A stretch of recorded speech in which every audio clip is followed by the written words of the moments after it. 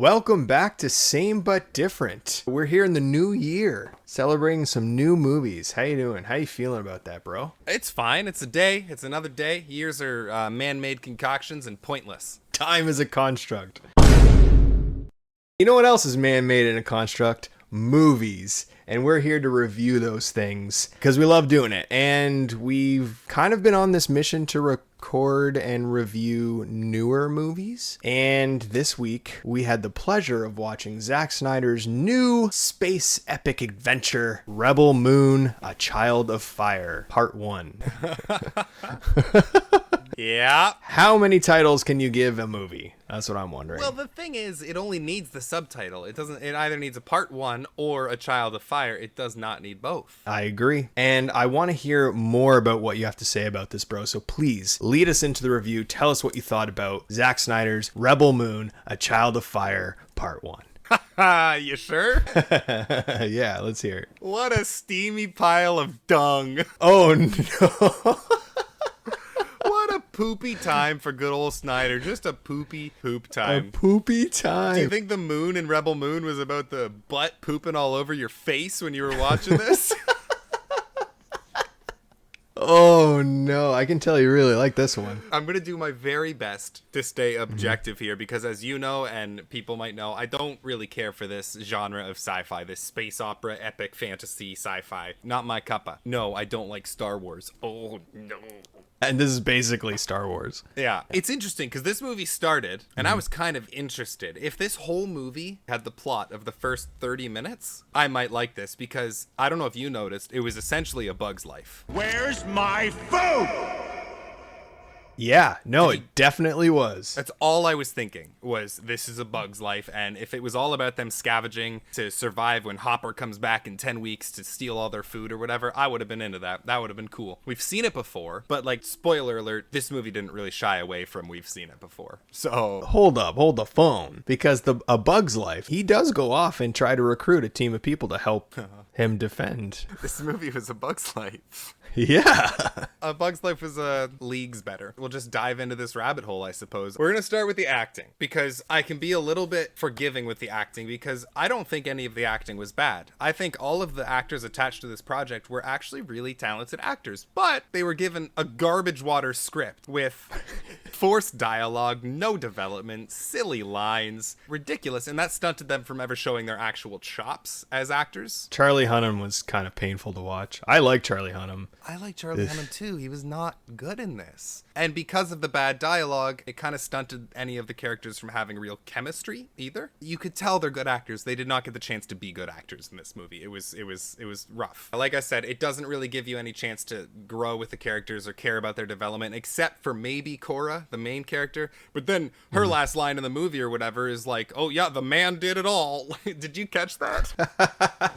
No, what are you saying? At the end, after the big fight, they came out and they're like, "Oh, you saved us." And she was like, "Yeah, he saved us all." And I'm like, "You did, bitch." She's not wrong, but she's not right either. They all did their own part of this, but she was the protagonist, and a heroine like that should not have just given the credit to a man at the end of the movie. I thought it was stupid. I know, but the crux of whether or not they lived or died did fall on him. And throughout the movie, he was supposed to be some coward guy who always chose the easy path, and he chose finally the hard way at the end, which ended up saving them. So it's very little tiny forced character development on his part. Well, because I didn't care about any of them in the first place. Actually, that'll segue into this. The crew all coming together with zero development and no reason to want to do what they're doing was too rushed.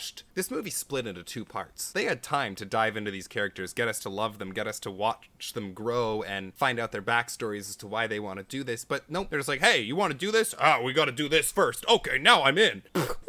Because if we had character development, that alone would have made this movie at least, like, it would have been better than it was. But we didn't even have that. I think if this movie had character development, it would be one of the top tier sci-fi epic odysseys that we were promised. It would have helped it reach that status, but I didn't like a lot more about it that wouldn't have helped it become that status. I'm curious to hear if you agree with this stuff, but the fight choreography was so bland. It just reminded me of when we played with action figures when we were kids. I literally saw so many scenes where they go to punch, and you know the screen trick, you punch in front of the face. I saw them hit the air countless times. That's unforgivable in a big Hollywood movie like this. It's unforgivable. A lot of what you're saying, I'm hoping it's going to be solved or forgotten about, or Zack Snyder's going to come through and be like, listen, I had to do this because Netflix wanted it, but here's the actual version, and we're going to get like something really, really dope. I'll be hard pressed to watch it, that's for sure. I love a good slow-mo shot in a movie. I love slow-mo, but holy Christ, the charm really wears off when there's slow-mo every 5 minutes, and with scenes that did not benefit from having slow-mo. There's a shot of her putting seeds in the ground or whatever, and it's just like slow-mo gardening. I think the worst part is, as someone who doesn't like this kind of sci-fi movie, there was a lot of potential here. The potential for a good underlying story,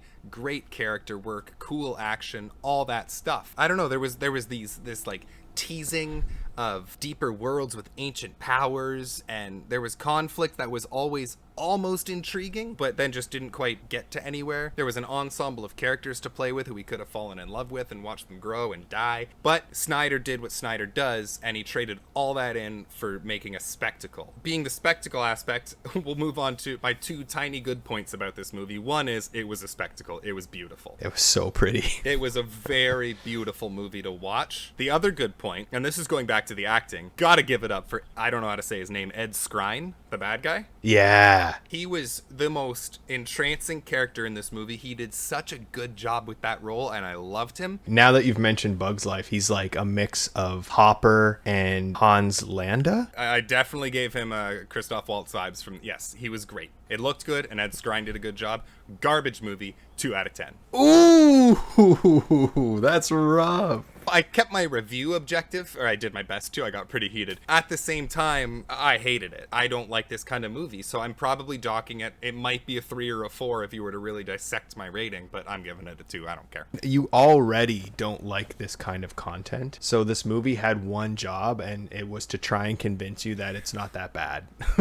This is another shining example of why Zack Snyder should stay away from script writing. He can direct the absolute shit out of a movie, and it can be beautiful. Even the slow-mo and action scenes can be fucking fantastic, but you put a pen in that man's hand and have him write a story and characters, nah, it's not gonna happen. The story is meh. It's something that you've seen a million times before, a la Star Wars, or now that you've mentioned it, A Bug's Life. But the elements of Star Wars is clearly there. Like, this was intended to be a Star Wars script for Disney that got rejected. Why they rejected it? Like you said, dialogue is cheese and exposition heavy. Absolutely zero character development, like you said. So many good characters to play with, and he didn't play with them. Like, I really wanted to get to know that guy who rode that griffin. Yep. So cool. He was a cool character. And we got nothing. And I wanted to know more about Digimon Hansu's commanding leadership backstory. This movie would have benefited tremendously by using part 1, like you said, just to get to know the characters. Even if there were a scene or two of them all together in the ship, much like a Guardians of the Galaxy vibe, where they were like bantering or having some sort of camaraderie moment, that would have benefited this movie incredibly. The movie overall feels incredibly rushed and half-assed, pieced together by very simple motivation. There's no meat on these bones, you know? It's weird. Instead of giving us a restricted movie, they gave us a restricted movie. You know what I mean? But in other means, like, it was very restricted.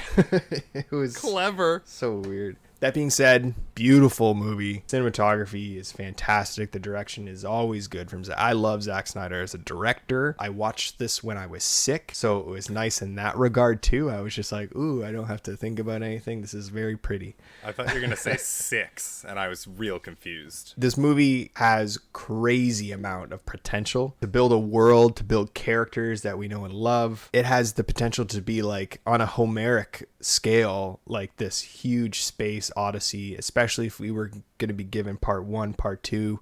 Who knows how many sequels we might have gotten if they took the time to develop its characters and its stories in the first part. That's what this movie should have been. And as much as you hate Dune, that's what Dune did in part 1.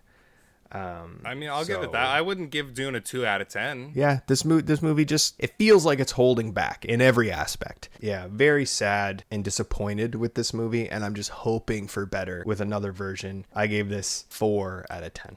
Whoa. I thought you were going to go middle of the road. I thought maybe even for a 5.5. I know you didn't like it. I didn't know you disliked it. Bravo. No, I disliked it. I just know that this genre is something you enjoy, so I am sorry that this sucked. Rebel Moon. Have you guys seen it? What did you think of the movie? Did you like it? Are you holding out for a rated R version like we kind of are? Let us know in the comments below if you have seen the movie and what you thought about the movie. If you like movies, if you like reviews, if you like hearing our voices talk about it, subscribe to the channel, like the video, come back for more, because we definitely want to do more of this. In the spirit of keeping things going and new movies, we're going to skip over our old friend the Hat of Destiny, and we're going to gear up for next week's movie, and that is going to be the new rom-com starring Glenn Powell and Sydney Sweeney. It's called Anyone But You. It's in theaters right now, so go and watch it, and come on back next week when we review it. I'm looking forward to it. I always like a R-rated rom-com. Why not, right? I'm looking forward to it as well. Anyone But You, go watch it. Come on back. We'll review it. Let's see how this one goes. I guess time will tell, and then we'll tell you. And then you'll subscribe and like our video, and you'll want to hear more of us every day for the rest of your lives. And ever and ever and ever. What a steamy pile of dung.